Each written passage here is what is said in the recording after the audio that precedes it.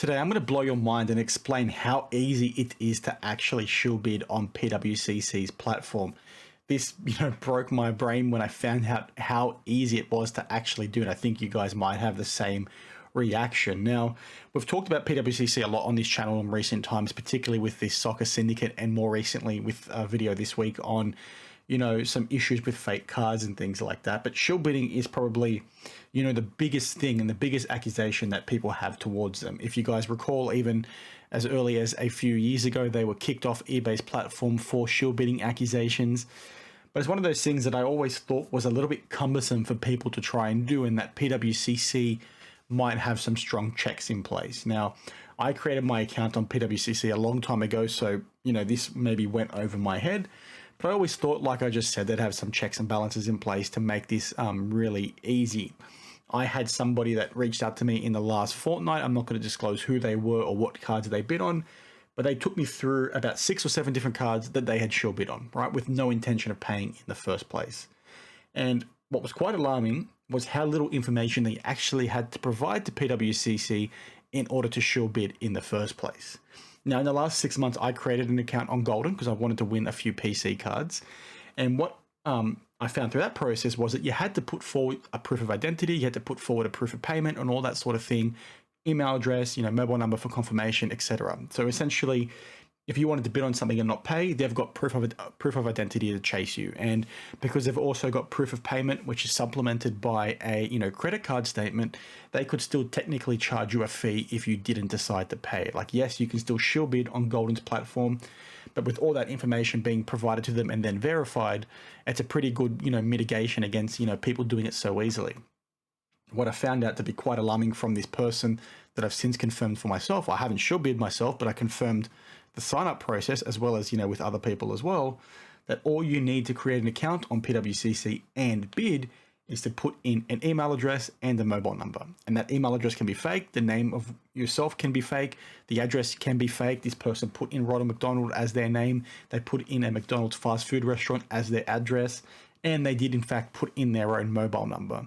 They were then able to go in and bid on things without supplementing any proof of identity or any payment information, and shill bid about 6 different items. Like I said, they were bidding on some things with their main account, weren't happy with the price that those cards were going for, and then they shill bid them up past that so they wouldn't win it themselves. Those accounts were banned in the end because obviously no payment came through and PWCC determined shill bidding to have occurred. But when you're looking at it from that perspective, that it's so easy for somebody, all you really need is a name and an address that you can fake, by that example that I just gave, and also a mobile number. What's to stop you from going to, list a card for sale? You want to buy, a burner phone with a random ass number, prepaid number, so nobody can, trace it back to you. Go to the store, buy that, use that number to verify your account when you create it, and then bid up all your own auctions to make big dollars, off the customers you want to try and rip off. And then obviously, if you win it by accident, PWCC will just relist it for you. I found that to be so freaking alarming. People can literally just get a fake name, a random ass mobile that they can then throw away afterwards, put the number in, put the code in, sign up, and then there's no proof of identity, and then they can bid up whatever the heck they wanted. That is so crazy for me, and I'd be shocked if more people knew about that, because I had no idea. Talking to a lot of people were like, yeah, this does happen, but a lot of people are also very shocked, and I'm keen to get your thoughts on this, because when you look at the accusations towards PWCC in the past and the constant chit chatter around shill bidding on their platform amongst people within the hobby, hearing something like that when it comes to their sign up process and their bidding process is just so alarming. And I don't understand why they haven't put a proper, policy or control in place to prevent this stuff from happening. Like I said, when it comes to Golden, they've got, proof of identity. You need to put in your passport as an Australian, right? If you're an international person, you have to put in proof of identity. You have to give a credit card statement. I imagine you also have to give proof of identity if you are a US resident as well. Like, it's crazy. That's a really good thing, right? And like I said earlier, you can still get shill bidding happening on Golden, right? And people can still not pay and get banned and push item prices up, etc. But having all those measures in place makes it a lot more robust to prevent those kinds of things.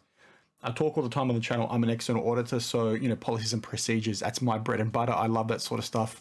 I know what works to make things safe for consumers. I know what works to make things for safe, for businesses to make sure mistakes don't happen.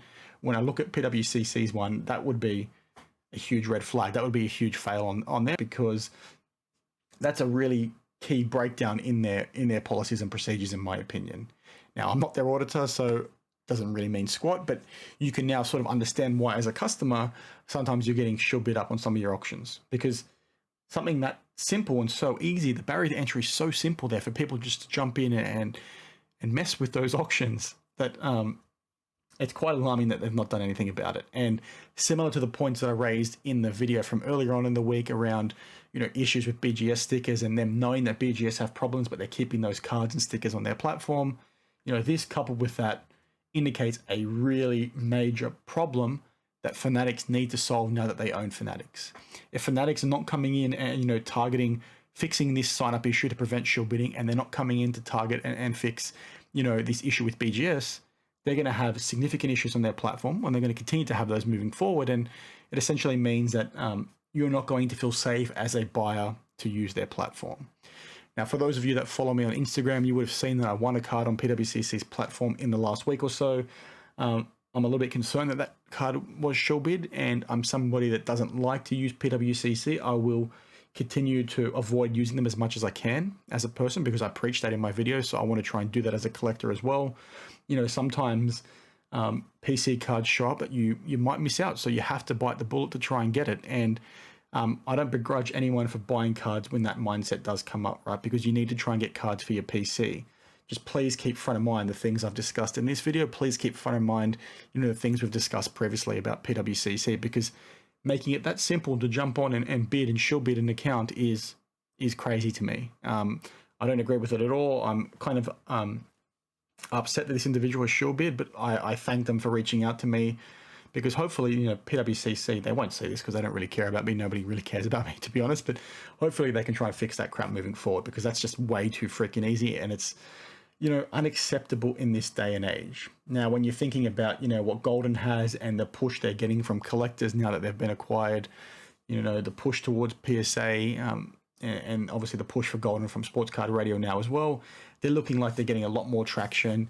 If they can continue to sort of run a tight ship, even though they have their own issues, and I'm not preaching them and praising them in any way, because Golden has almost as many problems as PWCC does, that's going to squash PWCC pretty quickly if something as simple as that is allowed to continue out at PWCC. So I hope you enjoyed the video. I know it's just my face today. I didn't put anything up on screen, so I do apologize if it was a little bit boring, but I thought this point was pretty shocking, and I'd imagine many of you will as well. So, as always, I hope you enjoyed the video. Please let me know your thoughts down in the comments below. Please let me know if you knew about this. Please let me know if you didn't know about this.